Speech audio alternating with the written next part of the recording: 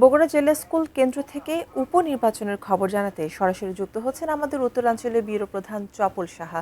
চপল, vote তো শুরু হয়েছে সকাল 7:30টায়, 2 ঘন্টায় বেশি ইতিমধ্যে হয়ে গেছে। তো সার্বিক পরিস্থিতি আপনি কেমন দেখতে পাচ্ছেন নির্বাচনের? আসলে ব্যাপারটা হলো যে ভোট কেন্দ্রগুলোতে আমরা যেভাবে উপস্থিতি মনে করছি সেভাবে উপস্থিত হচ্ছে না। উপস্থিত ভোটারের সংখ্যা কিন্তু খুব বেশি না, তবে আসছেন ভোটাররা। আমরা মনে করছি যে বেলা বাড়ার সাথে সাথে কিন্তু ভোট কেন্দ্রগুলোতে ব্যাপক ভোটারের উপস্থিতি হবে। এখন যেটা দেখতে পাচ্ছি সেটা হলো যে কেন্দ্রগুলোতে ভোট খুব অল্প পরিমাণ মানুষ আসছেন, ভোট দিচ্ছেন, চলে যাচ্ছেন, তাদের খুব বেশি সময় লাগছে না। আর একটা বিষয় যে এখানে মানে প্রশাসনিক যে ব্যবস্থা সেটা কিন্তু বেশ কঠোর অবস্থান আছে এখানে।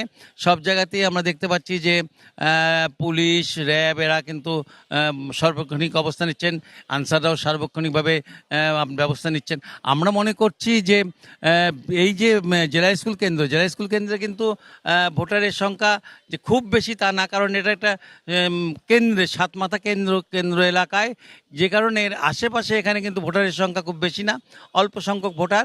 তারপরেও আপনার ভোটাররা ভোট দিবেন এখানে মোটামুটিভাবে।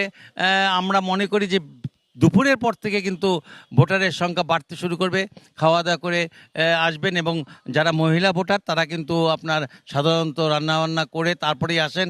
আর তারপরে দেখা যায় যে বিকেলের দিকে অবস্থা আরও বেশ ভালো হয়, তখন কিন্তু ভালো ভোটার উপস্থিত হয়। মোটামুটিভাবে জেলা স্কুল থেকে এই আমার কাছে ছিল সর্বশেষ।